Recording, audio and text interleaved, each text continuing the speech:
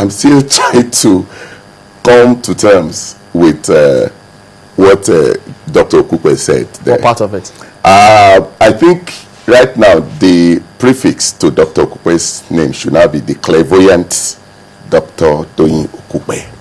You know, so he now sees into the future. But let me say something. He said that the ACN at that time, I mean, that he had said that ACN was clueless or something, like made something, an allusion. Spineless. Was spineless, you know, that they had no leadership of their own. But he comes from Ogun State. As we speak, an ACN APC government is in place and took over power from PDP. So, a spineless, a clueless, or a lack of purpose government or party will do that. So, you will see the quality of people that are within the corridors of power. Let us also talk about what the very first thing he said, you know, in terms of you shopping around for leaders within the ranks of the PDP. And the former President Obasanjo did not mince words. He told you, I am a card-carrying member of the PDP. Yeah. It doesn't sound like that kind of decision or that kind of statement wants to change, you know, to the APC or any other thing. So it seems that you really are looking for leaders within. You've been paying courtesy calls across the country, and people are wondering, what is this about? Yeah. Yes, like I told you earlier, in the last 3 years, we've seen the most nauseous spectacle of ethno-religious bigotry, you know, exhibited at the highest level of governance in this nation. Those are very strong words. Yes, very strong words. And if you want me to Mr. Fashakin, look at those things within the right context, I would do that. I mean, some of the situation, I mean, maybe we may end up talking about the letter from General Obasanjo. Briefly, how do you corroborate or substantiate what you said? Yes, maybe we can look at all those things. And then you see that even the security situation that we have in this nation is traceable to the handling and the way this administration had conducted affairs. Shortly after the presidential elections, you know, a clergy that's Ayo Rishejafo asked for the arrest of General Muhammadu Buhari out of the blues, just as a way of helping his friend, Dr. Goodluck Jonathan. You know, was it out of the blues, or was based on a statement that General Muhammadu Buhari had made before the elections? Which statement was that? About, you know, blood and baboon and monkeys? That one was not before the elections. That one was a different. That was you are misquoting something. That's what Pastor Yorishejafo alluded to, was that there was violence, post-election violence in some parts of the north, and that that violence was orchestrated by General Muhammadu Buhari. It did not matter to him that he didn't have cogent, you know, evidence to back up his claims. Are you now holding this government responsible for his comments? Thank you very much. You and I know, except we want to run away from the truth, that Pastor Yorishejako is like the president's sidekick. I mean, on November 10, 2012, at a ceremony in Warri, where a Bombardier jet was presented to Pastor Yorishejafo as a gift. Presented to him by who? No, was presented. No, I'm still coming. Where it was presented to him, the president of the nation was physically present at that ceremony. What has that got to do with anything? Now listen to me. The jet was donated by church members to their pastor. I hear you, and he was members. there. So what is the audited account? So now you now use church money to buy jet for an individual. Is that the kind of something that we talk? No, we're talking about. We're talking about. We're going to talk about that. We know how many pastors own jets in this country, yes, and we don't think that they were given to them by the presidency. Wait. Why? What was the presence of the presidents? I was establishing the fact that they were their friends.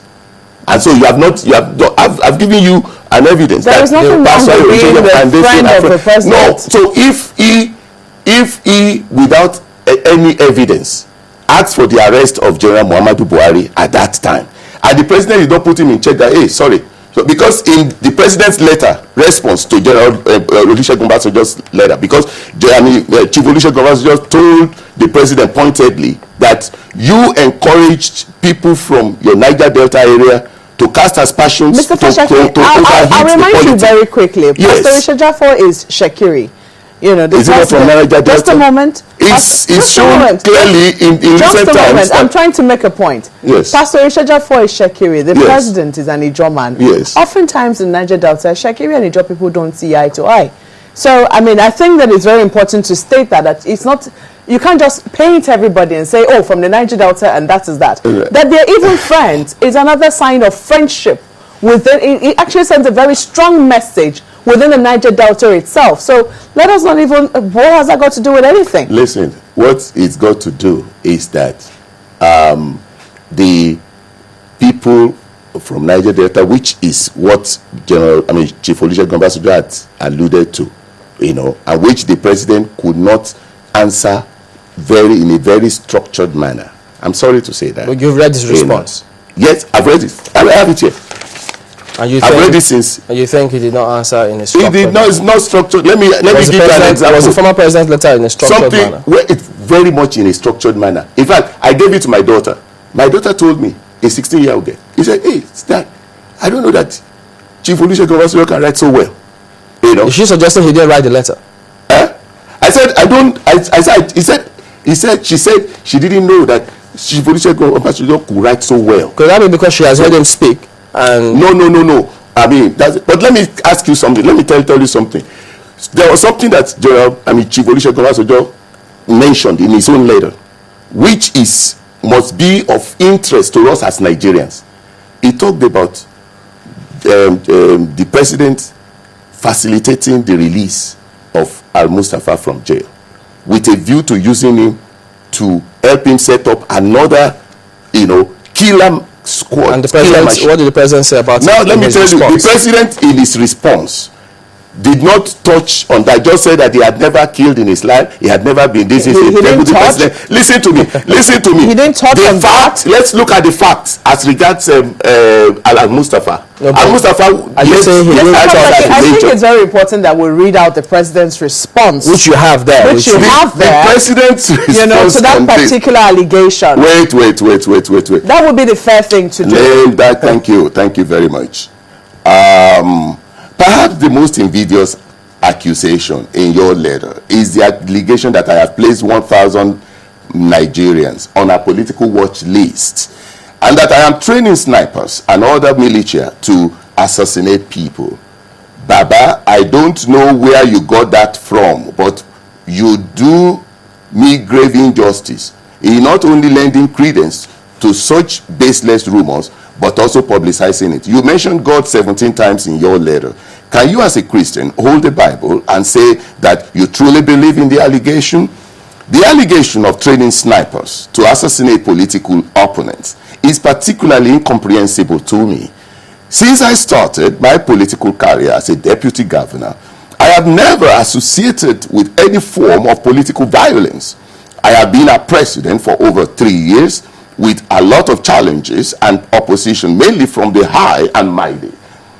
There have certainly been cases of political assassination since the advent of our fourth republic. But as you well know, none of them occurred under my leadership.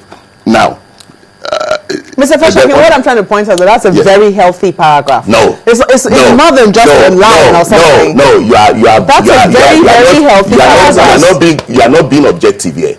Mope for the first time. So what do you think is this? Listen, let's look at the facts confronting us as Nigerians. The facts are there. Major Mustafa left the army in 1998 as a major. He was not really leaving, but he was pulled out to answer to incriminating charges. Again, listen to me. Let me finish this, because it is for the benefit of Nigerians. He left to answer to incriminating charges, in 1998. 15 years later, the army told us that Major Mustafa is still in the army. You know that, his mates, his colleagues in the army at this time are major generals. Was it the army? Listen to me. Listen to me. Has it been dismissed from the army? No. The army officially 3 months or so ago, when he came out of prison, told us that he's still officially in the army. So was that wrong? As what? Was that wrong? No. Wait. As what? Was it wrong for the army to have said that? If it's not wrong for the army, but the army should now tell us again.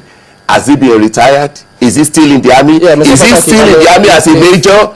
Because when his colleagues, if a colonel in the army now did not meet Major Mustafa in the army, in the NDA. Are you saying that we're running off now? So what I'm saying here is that the president did not do justice. He did not do, he did not do polemical injustice. Why doesn't Obasanjo's letter? In that case, on this issue, it should be more contract. He should tell us what he is doing with Mustafa. If you think he didn't do justice, yes, would it be out of place then for the former president to come up with documents? What is documents? To corroborate what he said, because he says it's an allegation. No, listen. He should be able to tell us. The army under the president is the commander-in-chief of the Nigerian Armed Forces. The army under him should be able to tell Nigerians whether Major Mustafa is still in the army at this time. We have to go. We got to put that in perspective. Of the APC. Thank you very much indeed for coming on this morning.